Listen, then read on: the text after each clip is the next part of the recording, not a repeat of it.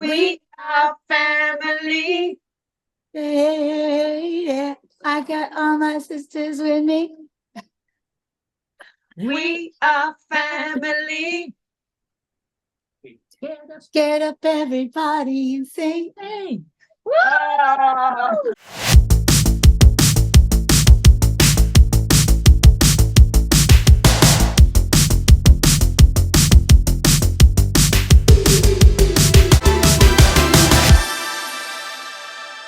So welcome to the 280 Zoom room, Kathy. It's really lovely to see you. We had a brief interview with you back in 2019 at the Rewind Festival in Henley.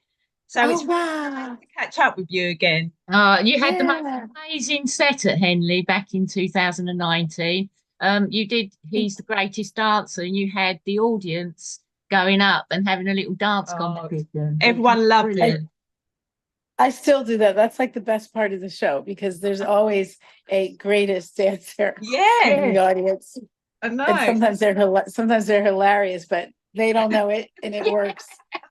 Great entertainment. The audience love that. They really do. I know. I think one reason that works so well is because when you grab someone from the audience, everyone in the crowd feels like that's them up there. So it's like they connect. It's a cool thing. It's true because you look at it and you think, what would I do if I was up there? What dance would I do? Yeah, it's like I think it just combines everybody in this, in this space. So it works well. Are y'all ready for jump? Okay, to California, okay? Gotta count with us. Here we go, here we go. One, two, three, go, jump.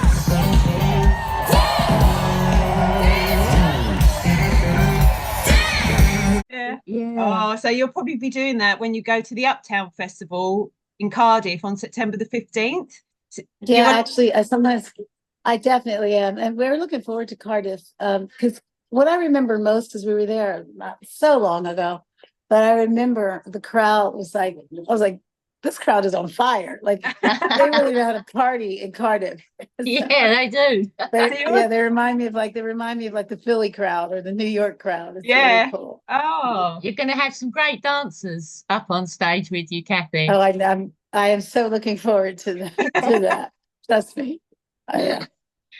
So looking at all the hits that you've had, they're real classics, dance floor classics. You've got Lost in Music, We Are Family, Thinking of You, He's the Greatest Dancer, of course, and of course Frankie. I mean, I was going to say, hey, Frankie. You have to say Frankie. I love it. What was it like going through that musical journey, as sisters back in the 70s and 80s for you all, with Debbie, Joni and Kim by your side? Yeah, we all grew up singing, really. I mean, the world got to see us after we were family, but way before we were family, growing up, household of 5 girls. Because, we have a 5th sister. My 5th sister is still my best friend to this day. Carol. Carol would always step in when Debbie was on maternity leave. So that would be like 6 times Carol stepped in. And lady. Yeah, she's a big family. But and Carol now, she's a retired educator.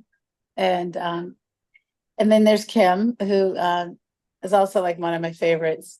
And Kim and I talk about a reunion sometimes every now and then. But in the meantime, growing up with them, it was always no pun intended, but we are family. And the truth is that song was actually written about us. The record company president was describing us to Nile Rodgers and to Renard. He said, we were going to work together. They wanted to know what we were like. And he goes, well, they're family.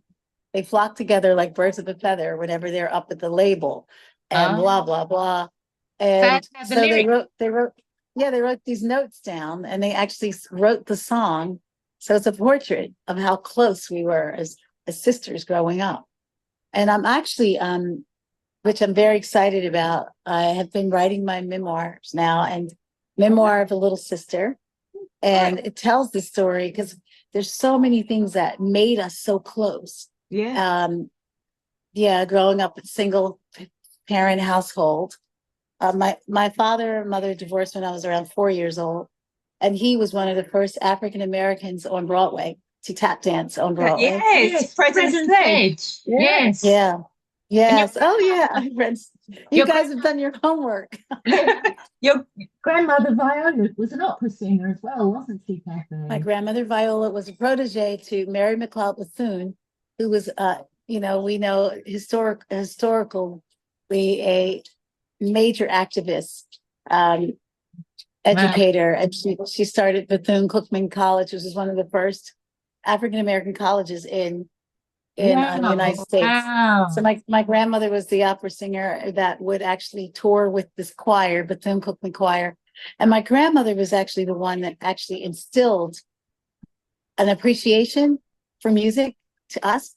I think our grandmother was probably the first one that realized we could actually harmonize. I don't know if my mom knew that, because I was around 4 or 3 years old, and my grandmother used to teach us these beautiful hymns, that we'd sing in church. And she started giving us our harmony parts. And I remember, I know this sounds crazy, but as a little girl, I remember her at the piano, and I was so little, I couldn't see, like the piano was above me. I couldn't see the keys, but I could remember my part. So she would give these harmony parts, and we'd do this 4-part like barbershop harmony. And wow. Yeah, at such a young age. That's amazing. It seems it's written in the stars, Kathy, that you would. Yeah, I think so. Yeah. But I can honestly tell you, I never remember as a little girl saying, "Oh, when I grow up, I want to be a singer." No. I know I wanted to work with kids, and through college to university, I actually studied therapeutic recreation, and for special needs. That was what I studied in college. So I never really, but of course, by then I was singing, and sometimes singing at concerts got me through college. Yeah. So it's just always been a part of my life. Oh, and during your time with your sisters, you must have had some really fun moments, because you were all young, weren't you? So when you're we had big fun, and we had big fights too. and sisters too. Your sisters. No, but truthfully, we would joke sometimes on the road, because we really did grow up on the road. But the one stipulation is our grades had to be over the top. And my sister Joni, God bless her, because she's no longer with us, of course. But Joni's IQ was so high. She had an amazing IQ. She was very bright. And all of us actually, our grades were always, on point. But that was the stipulation. If we started dropping with our grades, we'd have to stop. I think, we had lots of fun together on the road. We would joke sometimes because we were always together. And I remember, because we would share sometimes double rooms together at hotels, and I remember once going to my mom saying, can we get our own rooms? Because we need some space. And we would sometimes and now this is going to sound crazy, but we would do this. We would sometimes relate to, we'd drive on the countryside here in the UK, because we had a hit record when I was 13 here in the UK. So, Mama never told me. They told me. So we were here a lot, and we would sometimes drive in the countryside on the tour bus, and we look out at the sheep, and we'd look at each other, and we'd say, we feel like those sheep, or we feel like a herd of cattle. And we would make like cow sounds. We'd make cow sounds, like we may as well just be a herd of cows. But it's funny because we would do a lot of fun sisterly. We're very close. I'm proud, then we had our madness too. And we still do. We have things, but I think what I'm most proud of is that song was written about us. And I always say that song brought the world together. And I know where it came from. It did. So I'm most proud of that.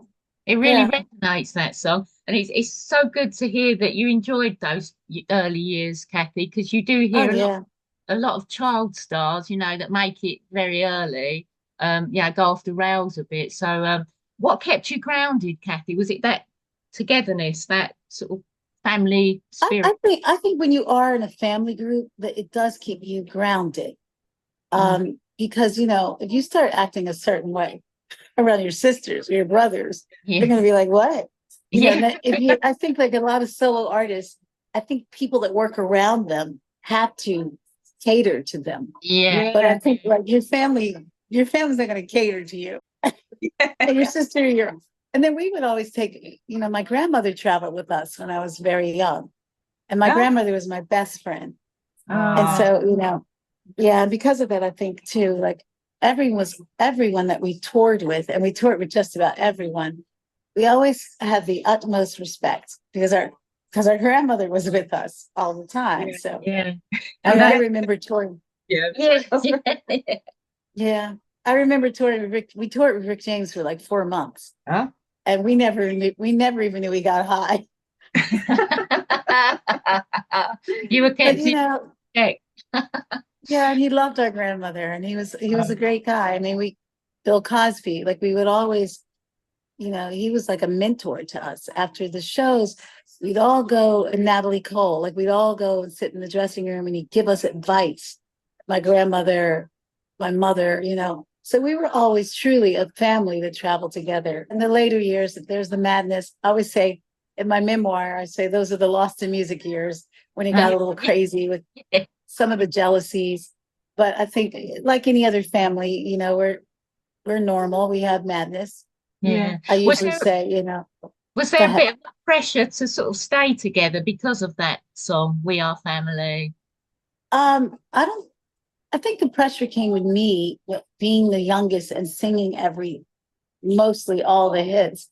That became a underlying feeling of feeling uncomfortable. Because there were jealousies, and there still are in certain places. But I think I remember touring with Michael for like 2 months. We toured the Jacksons, and I wanted to go. I was very young, maybe I wanted to go up to Michael and say, do they do you like they do me?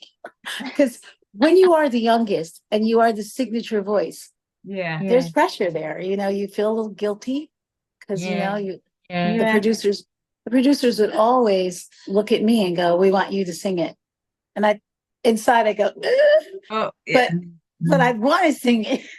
Yeah. But at the same time, I think, I would think of my sisters and go, I'm sure that their destiny is not to be a background singer, Yeah. But what I have learned is I always tell new bands, new groups, I always use the Beatles. I always say the Beatles, they were one of the most hugest bands ever, and still, Oh, yeah. I think forever will be. And I always say there's Paul McCartney up front, and then there's George Harrison, and John Lennon, and then I go and Dwayne Jones on the drums, and people go, "No, Dwayne Jones, no, that's Ringo Starr." And I go, "Exactly." I say, "Exactly." Ringo Starr was not up front, but his presence was just as huge as Paul McCartney's. Yeah. And I think if bands really realize the importance of their presence, even if they're not up front, Yeah. then I think you can do amazing things like the Rolling Stones. You can, Yeah. So I think bands need to, of course, in my situation, I did deal, and I think a lot of the singers deal with jealousies, you deal with any sibling rivalry. But I think, again, that's a very healthy way to look at it, that what makes the band what it is every part of it. Yeah. So, but it is nice singing up front. Oh, Yeah, that's it. Like Freddie Mercury, I am a fucking legend. So there was another I sister love them. in the 80s, the Pointer Sisters.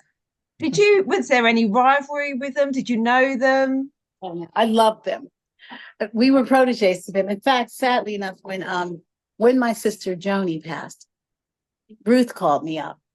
She was, because they lost their sisters too. And Ruth called me, and she said she felt really, her heart went out to me, and she knew what I was going through, because I was going through some of this jealousy things, and she gave me great advice.